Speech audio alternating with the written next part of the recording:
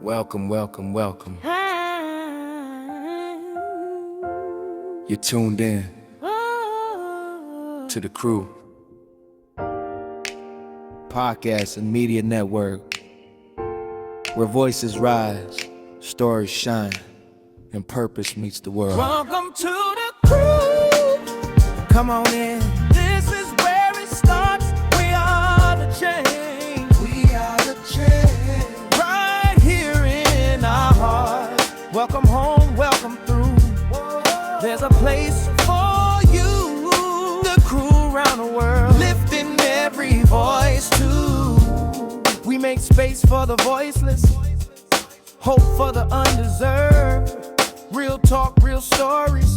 Every voice deserves to be heard. Streaming live, we on the move. Facebook, Twitch, Kick, YouTube. From the mic to the nations, we build transformation. Change begins with us. Faith, purpose, power, trust. Seen around the world tonight. The Crew shining bright.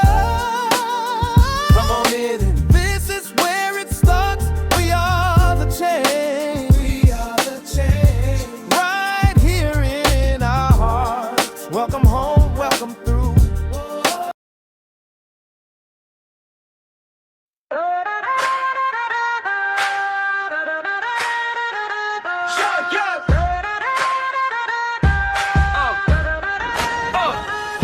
Down in South Carolina, where the stories rise. There's a queen with a mission, fire in her eyes. 20 years and counting, serving wisdom on the shelves, helping voices find the courage to believe in themselves. She opens up the pages, lets the hidden story shine. Black and brown author stepping boldly into time. With a mic and a message, she's changing the scene. Everybody knows her name, she's a literary queen. From the library shelves to the podcast stream, you lift every author, you wake up a dream. Tuesday night at 8 and the room leans in. Scbookgal, let it all begin. And Scbookgal, keep shining your light, lifting up the authors, bringing stories to life. Scbookgal, We see your dream, literary queen, literary queen. Scbookgal, let the whole world see your legacy. From the page to the air, you set it free. Literary queen, literary queen. Y'all heard that music, so y'all know it's another Tuesday night. How are you guys? Okay. Down here in Charleston, it's hot. It's monkey hot. Y'all, yesterday it was at 121. I heard today it went to 113. And that's the feel like temperature. You know, I'm fluffy. This is not cool. But I do want to say this. Thank you guys for giving me last week a little grace. I hope y'all enjoyed the replay. It was the first day of school, and my baby girl is in 6th grade, and she is so loving her school. I've heard every day it's, Mom, here's what happened today. And I'm like soaking it all in because I know it's going to come a day where she's not going to really want to talk to me, but I'm loving the fact that she is so comfortable that she comes to tell me almost everybody in the school business. So if your child go to school, my daughter, woohoo, I know what's going on. But thank you guys for understanding that parenting is one of the biggest things to me for my son and my daughter. So again, I thank you. But that kind of goes great with what we're going to be talking about tonight and the book that we're going to be chatting about.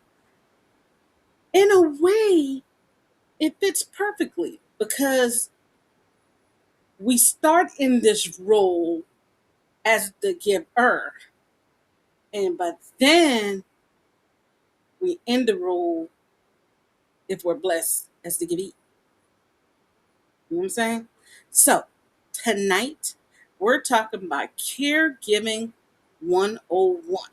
Okay, but the title of the book tonight is called Caregiving 101. Huh? Listen, a lot of us are thrust sometime into caregiving. And we wish we had books like this. And I thank Miss Priscilla Baldwin for being with us tonight. So we could talk about this, and why she wrote this book for what many of us are going to go through if we're thankful in this lifetime. So we're bringing up author Priscilla Baldwin. Come on up, girlie. Hey, how are you? Hello, how are you? I am hot. I'm not kidding y'all. I don't feel good in heat. But how are you? I am doing great. The heat is the same here in Alabama, so the heat index was 112. So we're burning up too. Oh my God, man. And we were talking about that today at work. And then we were talking about El Nino and how they're suspecting that we have a colder winter. Well, can we get a little fresh start on this winter? I mean, because this is crazy. Anyways, welcome to Scbookgal and Friends. I know a little bit about you, but tell everyone a little bit about yourself. Well, I am Priscilla Baldwin, and I am a healthcare practitioner. I'm also a workshop host, um, dementia care specialist, cognitive behavioral life coach as well. I worked in the mental health field for over 26 years. So there's a balance in what I do. Did you say 26 years? 26 years is the total that How I work. how did you do that? I'm sitting over here struggling with this 21. How did you do 26 years in the health field? And then with with I don't want to say serious, but I'm gonna say actively serious because they're moving, they're all over the place, they're 1 minute here, next minute there. How did you keep it going, baby? Well, I love what I did, and I worked with persons living with disability. I worked with the elderly, I worked with dementia patients, I worked with people that had autism or Down syndrome. So each person that you meet, it's an individual basis. And what we did, we worked with the behavior plan for that individual. So we wanted to teach socialization or whatever that behavior plan was for that individual so that they could be included. It was inclusion for the community. So I really enjoyed what I did. And you know what? I'm gonna tell you the truth. I see the benefits of that. Um, I know someone who works with an individual who was like that, and out of all the people that work in that building, they are one of the hardest workers and one of the sweetest workers you could ever meet. You know what I'm Right. saying? Um, what made you want to be in that field? Actually, when I first started out, I worked with the youth, the at-risk youth. And in the summertime, when school was out, we would have to go to different departments. And I ended up not really wanting to work in that field. But every summer I was put in that position. So I think that it was divine intervention leading me on the path that I was supposed to be on. Because once you buck against something, you're made to go through that pathway. And so once I got used to it and saw the vulnerable people and how, microaggression and everything else with people not being included in different community things, right? Because we have a tendency to see the diagnosis before we actually see the individual. So when Ooh, we're supposed to see the individual and not the diagnosis. that makes a lot of sense because we Mhm. do see the diagnosis before we meet the individual. Um, I have someone who works with me that is like that, and I love him. That's my boy. And he comes and he Right. greets me every day, and he says this thing. I have a rap song he created for me, Oh, really? He created a rap song. I love him. I love him so much. And every day when he leaves, he said, "Parting is such sweet sorrow." Oh And my he's God. like, "I'll see you tomorrow, Patrice." I'm like, "All right, man, player. You did a great job today. I'll see you later." And he's so, oh my God, that's my boy. They Right. know you mess with him, you got to go through me. And it was great working with him. And it's great working with him because at first, even having a sister that's handicapped, you do see the diagnosis before you see the person. But when you get to know the person, you forget Right. about the diagnosis. Diagnosis, right. Right. Hmm. So you took what you learned and you placed it in the book for people like me who will like I tell people, if we are grateful in life, we will become a caregiver. Why did you feel that I need to let these people know what's up in the title, Caregiver 101? Huh. Well, basically, with this book, it's a reflection of me spending time and taking care of my dad. And also at that time, I was balancing out um, a business that I just started in 2003. My dad was 96 years old at the time, and my kids were in school, middle, high schoolers, and the book is really based on someone that's a novice or a family member that doesn't have any idea of the medical terms or how to navigate the healthcare system, right? So it's in plain English because this book is not going to go over your head at all. It's just basically what it is, you know? And it was me learning how to navigate what I needed to do for my dad and still be available for my children and still work my full-time job. That would be, I think they call it now the sandwich generation, because you're still working, you're still taking care of your kids, and then I still had to see about my dad and learn the ins and out of the healthcare system and how to navigate and how to advocate for him, for the things that I didn't know, because in the healthcare field, there are people that are gatekeepers that won't tell you what you need to know and, how to navigate, the system or even try to help you, So you're in there learning their whole navigation system of a machine that you don't even know what exists.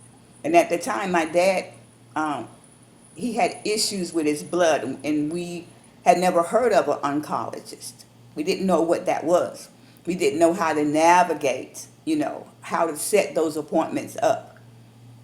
So it's a trial and error as a caregiver when you are navigating.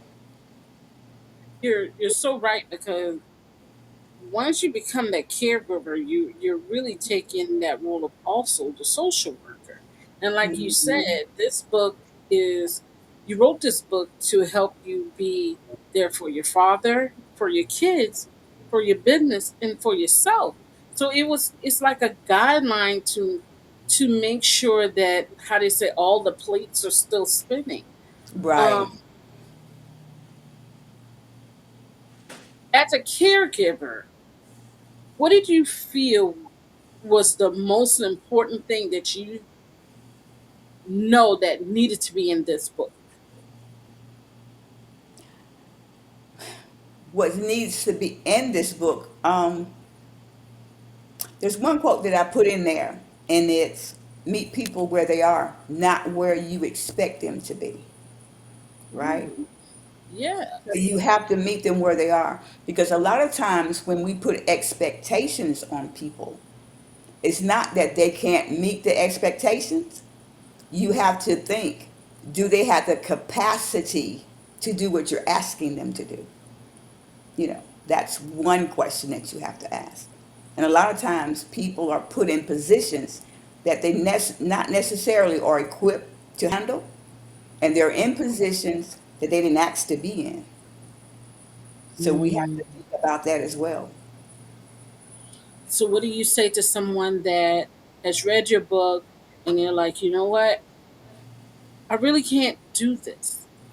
How do you tell them, you know what? It's okay. How do you relate to that person and say, you know, I've read your book. I don't think I'm capable of becoming a caregiver. What do you say to that individual? Like you said, it's okay. Everybody's not cut out to be a caregiver. In my humble opinion, I think that caregivers are created. It's in their DNA, you know? So everybody's not going to be a lawyer. Everybody's not going to be a judge. Everybody has their own path that they're destined for. And caregiver may not be your path, and that's fine. What I say to you is then find out other resources that are available to you. Speak to your family members. If you have siblings, you can sit down and you can talk, and y'all can come to the conclusion of if you are going to hire an agency, or if you're going to hire a private caregiver, whatever that looks like for your family, because it's caregiving is not for the weak. I can tell you that it's not. It's a journey, and in the journey, it's a process, right? It's a process of you learning the ins and out of caregiving, but it's also helping you to find out what your strengths and what your weaknesses are, and your capacity to stretch into being the person that you need to be to fulfill what needs to be done for this individual, for the purpose of taking care of someone, showing empathy and compassion and the things that will provide a safe environment for your individual. So if you're not able to do it, there are other resources out there to assist you on your journey with caregiving. Now that is so on point. 'Cause I remember at one point in time, right before my sister passed in the hospital, my mom was in one hospital, my sister was in another hospital, Oh, wow. and there were three other sisters. Well, including me, there were three of us. And I remember us actually coming up with a game plan. Okay, listen, when I get off of work, you come home, I'll go to the hospital, I'll spend the night to the hospital, I'll leave the hospital over to work, and then when I get off of work, you go to we like had it like a machine. Right. But then we remember when my mother got sick, we actually had to sit down and have a conversation with others in the family like, hey, can you come down here and sit this day? Can you come down here and sit that day? Okay, I've done everything I need to do with her. I'm going to go home. So I remember having to have those hard Conversation. conversations. Yeah. But then when the caregiving is over, Mhm. what do you say to that person that was the caregiver and now that part of life is over? What do you say to them?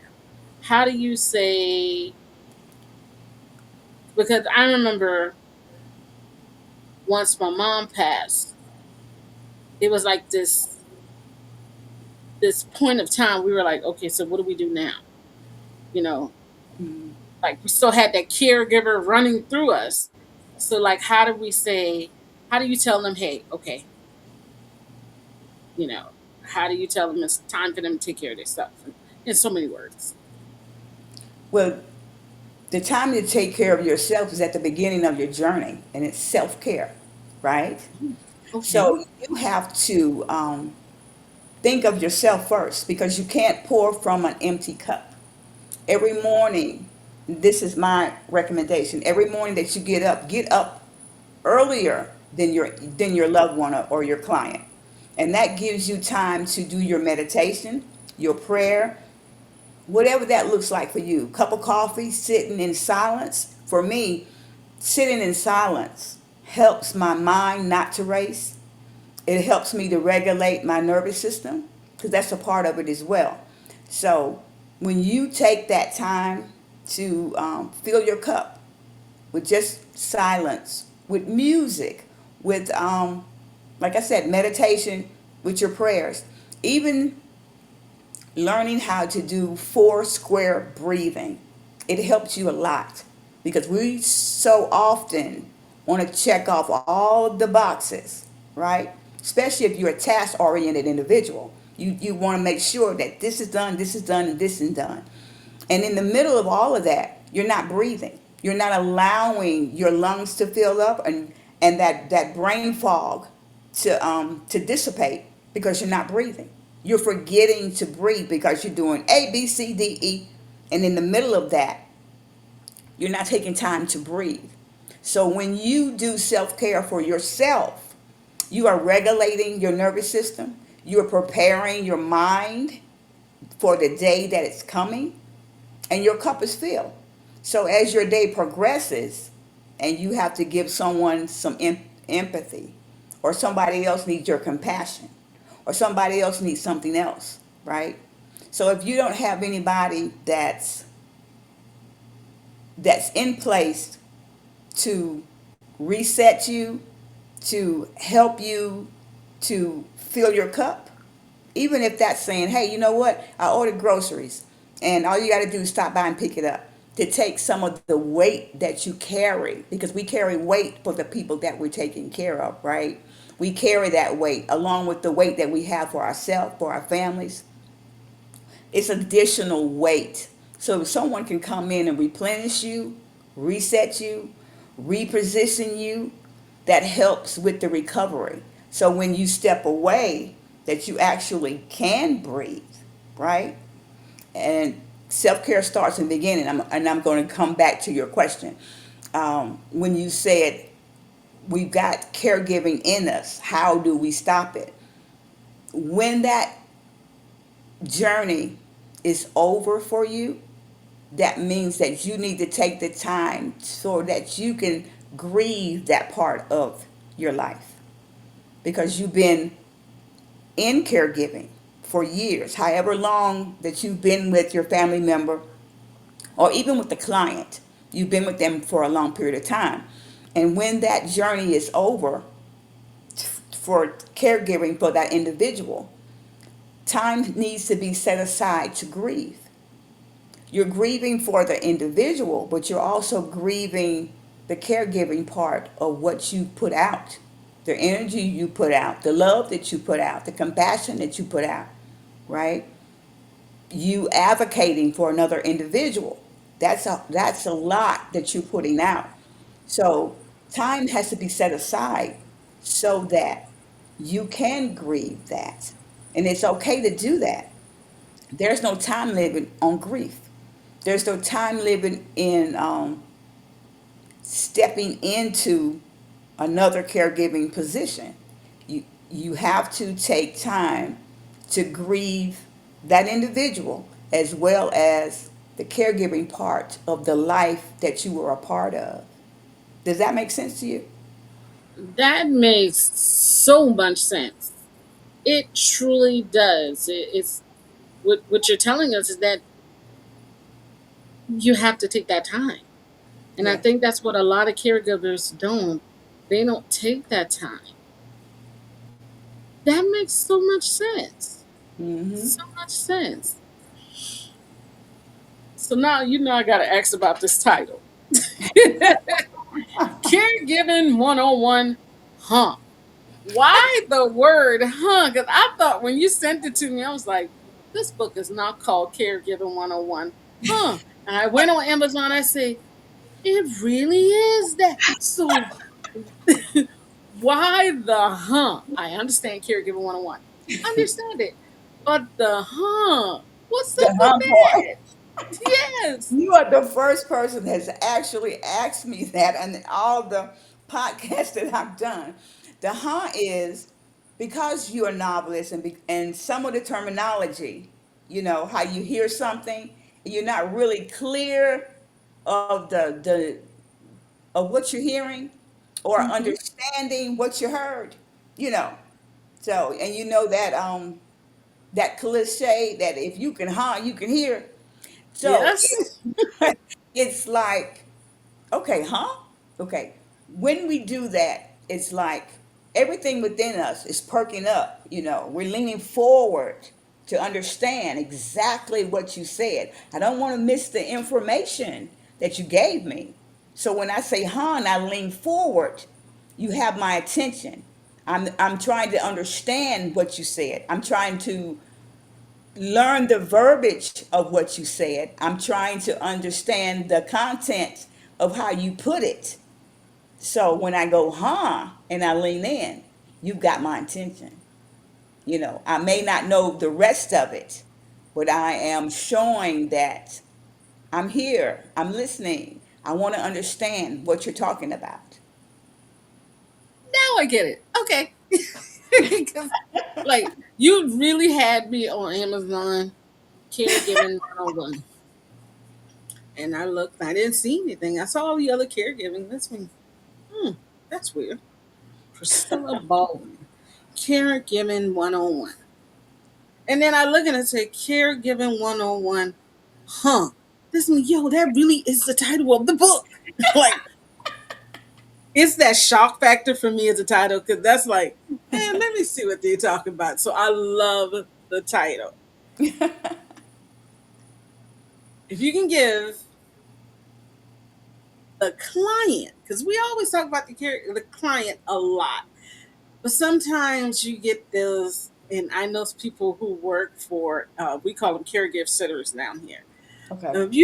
If the client is listening to this and you can tell them one thing for their caregiver, what would you say to the client? For the client, now repeat that again. For the If you could client, say for the client to say to their caregiver, what would you say to them? Because your book talks about the caregiver, but let's reverse it. And let's okay. say, what would you tell the client to say to their caregiver? A lot of times caregivers don't feel appreciated. You know, sometimes we get really great clients, and sometimes we get not so great clients. But we have to work through that and still show up for that, right? So Right. the client needs to understand, if they have the capacity to do so, that the reason why your caregiver is there because your caregiver deemed you valuable. They see you in a everyday situation, right? So that's an extension of how they care for you, that they are showing you that they see you, you know. And if they could tell their caregivers, I appreciate that you see me, I appreciate that you value me, I appreciate that you go out of your way sometimes to accommodate me, even in the mess, that there could be messy situations, but you still show up for me. And I appreciate that, you know, because that caregiver shows up regardless, whatever the situation is, because of the calling that's on their life and them being a caregiver, right?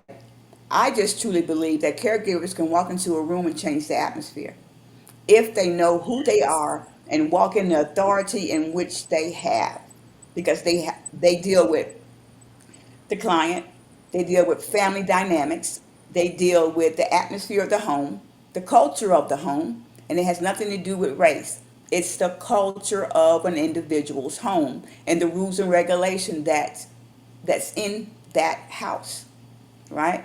So that's a So lot for true. one individual to come in. So when people say, "Oh, you're just a caregiver," no, drop the jest and realize that person has the ability to come in and do things that you're not able to do with that your loved one, or Yes. or that client. So when that person walks into the room, they have the ability to change the atmosphere, whether you acknowledge it or not. So true. So true. Like they say, that two little words, thank you. Right. or that statement, I appreciate you, goes Right. a long Wrong way. way. Right. So, I don't know if you've ever seen my show before, but when we get to the end, we have these fun questions. And you know what? I think you are the first author that I had a hard time trying to find out some fun questions. I did Okay. come up with some. Okay. So, the fun questions are normally and adjacent with movies and music because those are Okay. two things I like. And when people come to my library, those are the most relatable things when I try to get them books. So here is the first fun question for you. Okay, Okay. if you could choose any male to be your doctor, any male, who would the doctor be, and why did you choose them? Oh God. Any male. Samuel L. Jackson. Oh, well, hold up now. I would be scared to be his. I would be scared. No, because he's straightforward. He's going to Yes. tell you what it is, whether you like it or not. All I could do is see him and Snakes in the Plane and how he was just talking to people all kind of way. Okay, okay, Samuel Jackson as Yeah. your doctor. Ooh, that's a hard doctor, but I Boom. like it. So now you got to have a nurse, but a nurse is a female music artist. Who would it be and why? Erica Badu. Okay, okay. So now you gotta tell me why you chose Erica Badu. Because I love her music. And the things, with her being an herbalist, with her being as grounded as she is, with her energy, I love that. And that is what you really what you need. I can see her loving somebody to help. I can literally see that. Yeah. Okay, so we got Samuel L. Jackson as your doctor. We got Erica Badu as your nurse. Oh Lord Jesus. Okay, Can you so now imagine? we need a CNA because Erica she had to go help with somebody else. So we need a CNA, and we would like uh. So we have the music. Okay, let's say a male musical artist. Who For would the it be? CNA? It's for your CNA. Oh, Mel. Mm, mm, mm, mm. Mm. See, you said Erica Badu for your female. So I'm thinking that you might want to stay on the line of the soul. So I was thinking, huh, maybe hmm, music soul child or Bob Marley. Ooh, I would love Bob Marley to be my CNA. Yeah. I think that would be That would be something. awesome. Oh That my would. god, yes. Okay, okay. So who did you choose? I got Bob Marley. Bob taking care of me right Oh, now. I thought you were giving me Bob Marley. What? Bob is mine, all mine, mine, mine. Who do you choose? That's a hard one. That is a hard one. Hmm.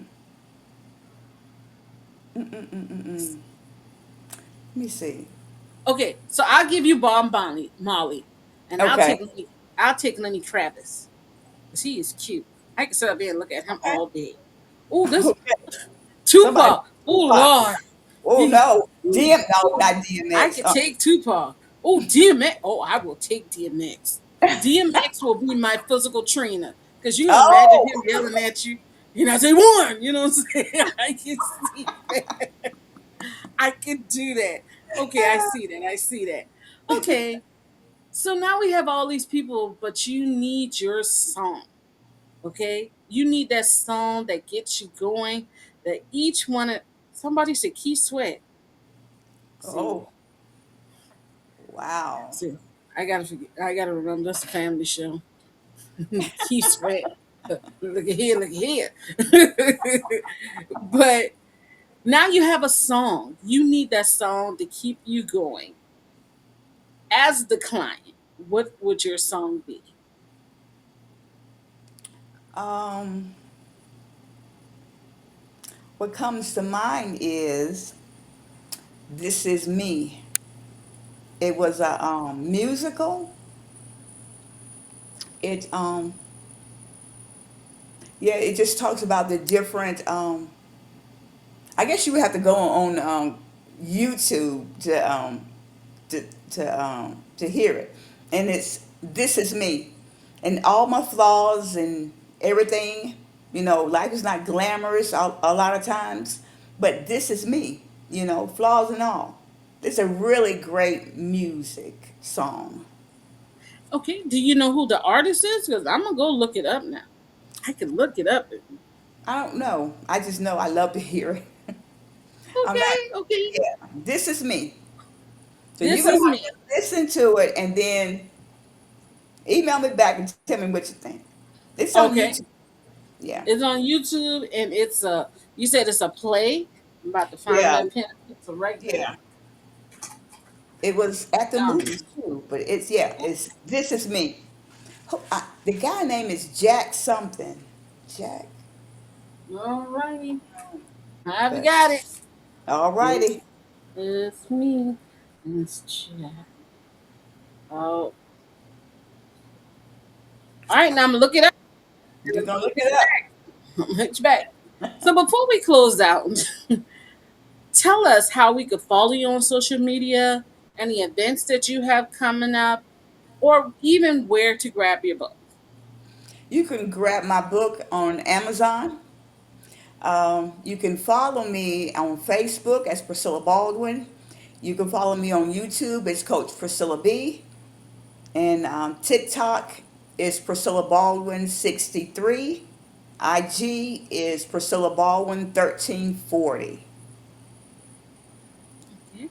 And I understand that you have an event that's coming up pretty soon in September. I do. September the 11th, which is my dad's birthday. Um, there is a book signing for Caregiving 102 Hands and Feet, and it's at 2448 Main Street, Millbrook, Alabama, at Jaguar Spot from 2 to 5. So, you guys, if you've been following and you've been with us all night, you've seen our information at the bottom of the screen. Right now, at the bottom of the screen is information on the upcoming book signing about Caregiving 102, and it's about feet and hand. Hands and Feet. Um, this is the title is that because I had a client that I was working with her and her husband, and there were elderly people, and they were very active in their church, very active in the community. When her husband got diagnosed with Parkinson's, um, Mhm. friends and family, everybody stopped coming. You know how the proverbial excuse is, I don't want to see them like that. You Yeah. know, that's the proverbial excuse, you know, so that way they don't have to come. So what she said was people needed to understand that they were still there, you know, and that even if you picked up the phone to call her, you used your hands. Even if you took out the trash, you used your feet. You showed up. So it's conversations like that in that book, and with more different topics as well. But that's the reason for the title of the book. It's a lot of times when you're not as active as you used to be, or you're not doing for people as much as you want to.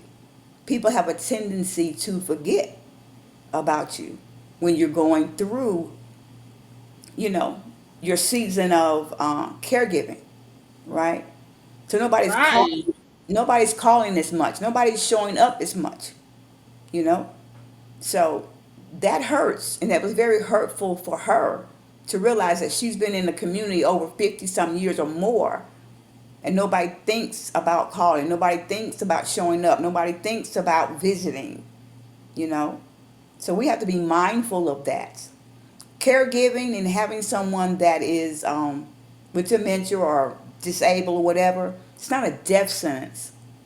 It shows us who actually shows up for us and who deem us worthy to spend time with us, who deems us worthy to pick up the phone, who deems us worthy to come and take my trash to the curb for me, you know. So you have to evaluate your relationships, and I think the Yes. caregiving journey helps you to evaluate what your worth is within your own community, within your own family. So you guys in Alabama. That Yep. statement right there was enough to make you guys go out there and support her book. Okay, y'all go get your book signed. Make sure y'all tell her I said hi because I'm on the other side of the heat with her. But you make sure you guys go out there and support. And Miss Priscilla, I thank you for being with me tonight. Thank you. It was truly a blessing to be here.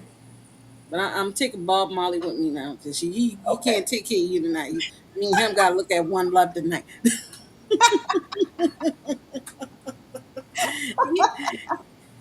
And she got, I just can't get off the Samuel L. Jackson playing a doctor. I would pay money to see him play a doctor. Right? Straight to the point. I No know, right? sugar. And I say push. I can just see. I can see it. I can literally see him yelling at somebody. Oh my God. You know what? I'm sorry, Samuel L. Jackson, but I just can't.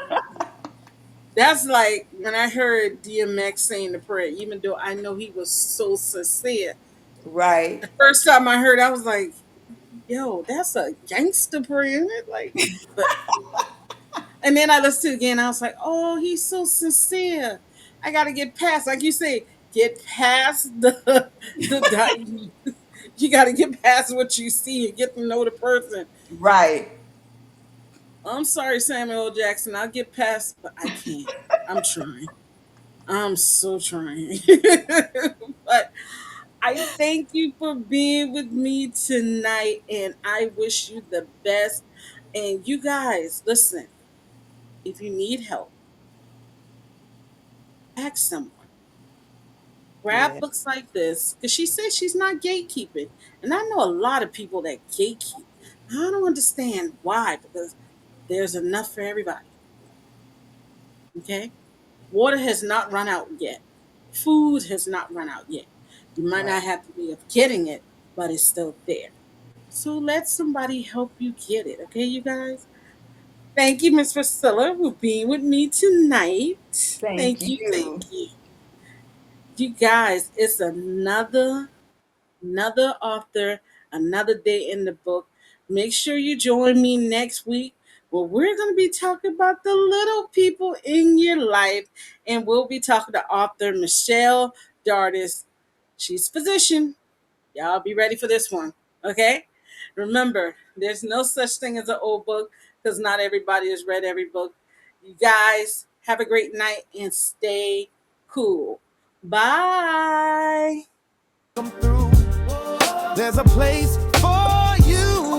The crew around the world, lifting every voice too. Tune in nightly, Sunday through Thursday, 8 p.m. Eastern Time. Miss the live, catch the replay, 15, 20 more behind. We are the champions.